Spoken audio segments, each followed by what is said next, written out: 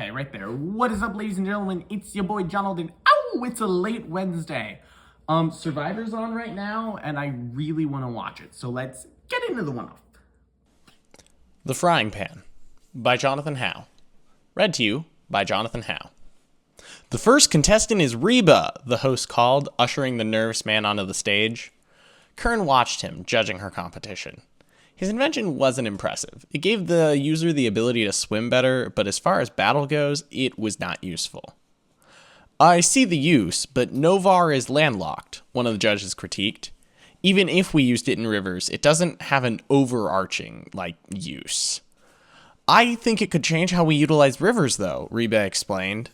The judges shook their heads. Reba was ushered off stage. Next was Mitt.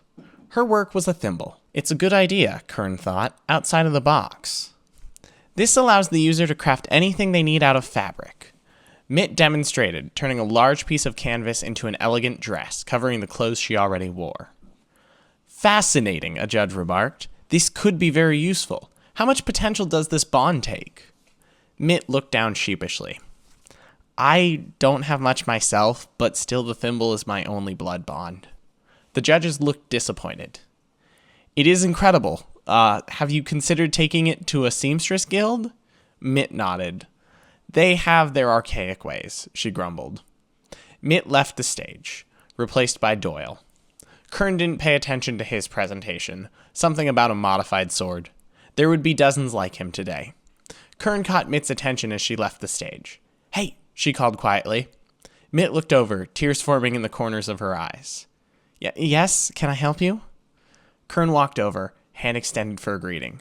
My name's Kern. I loved your presentation. Mitt took the hand, shaking it while she blushed. Thanks. Too bad the judges didn't agree. I don't think that's true, Kern argued. She'd been paying attention to the looks in their eyes. I think they wanted it to work, but it takes too much potential to be feasible. Did you do any potential limiting in the forging process? Mitt straightened up, wiped her eyes, and nodded. I did, but the power is just too strong. The limit to the size of fabric I can control is around 1,000 square feet. 1,000? Kern balked. Mitt smiled sheepishly, looking away. Why didn't you mention that? I've never even seen a cloth that big. How do you know it's that much? I tested. I used the thimble to make the cloth myself, Mitt explained. That seems like important details to me, Kern said. Well, I'm not a particularly good salesperson. Lucky for you, Kern told her. I am. Mitt scrunched her eyebrows together. What do you mean? Just wait, Kern said with a playful smile.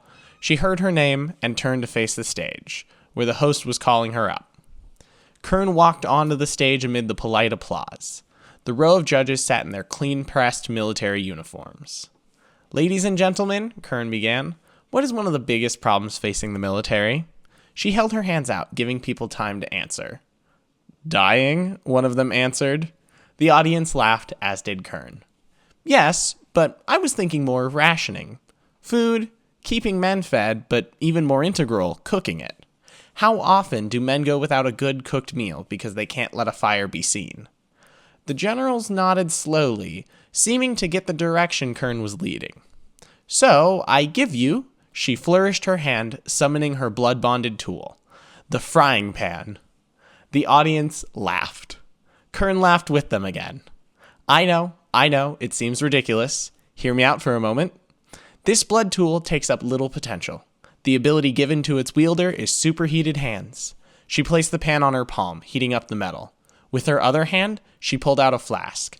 Kern poured the water into the pan, which burst into steam on contact with the metal. That is truly impressive, one of the generals told her. But we can just use fire for the same job. Fire gives off smoke, Kern countered. Also, the common bonds that give flame control take more potential than this would.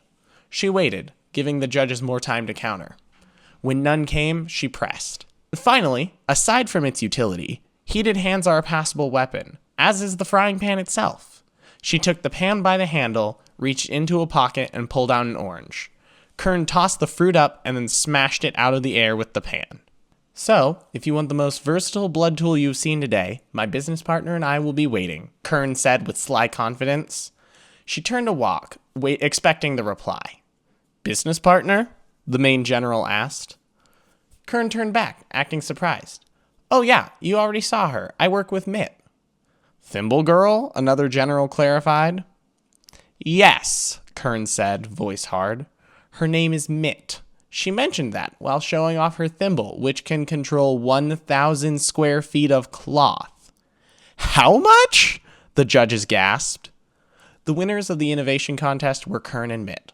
Subsequently, the military no longer had to deal with any problems relating to uniforms or cooking food. Yeah, I was running late this week because I had so many half-formed ideas, and trying to take them and make them into full, stories was a little hard. And I'm busy this week. A lot's going on. I want to keep doing the once weekly at least for a year, but after a year I might try going once bi-weekly. Cat, shut up. Charlie? I literally just had to deal with the pot screaming. I would have finished so much sooner. Anyway. I liked this one. I like that Injara has a magic system that can give rise to both utility and, fighting. I know fighting does drive a lot of innovation, but that's not the only thing that drives innovation, and I wanted to showcase some of that. And so this idea of a frying pan where the ability is superheating your hands so you can, hold it and cook stuff, but also, whack people with it if you need to, is actually really useful for the military. And then I thought of Mitt on the spot as I was describing stuff, and I thought of Kern's character as I was going. That's just something that happens creatively for me, but I hope you enjoyed it. I really did. See you guys next week, and neat. Okay, bye.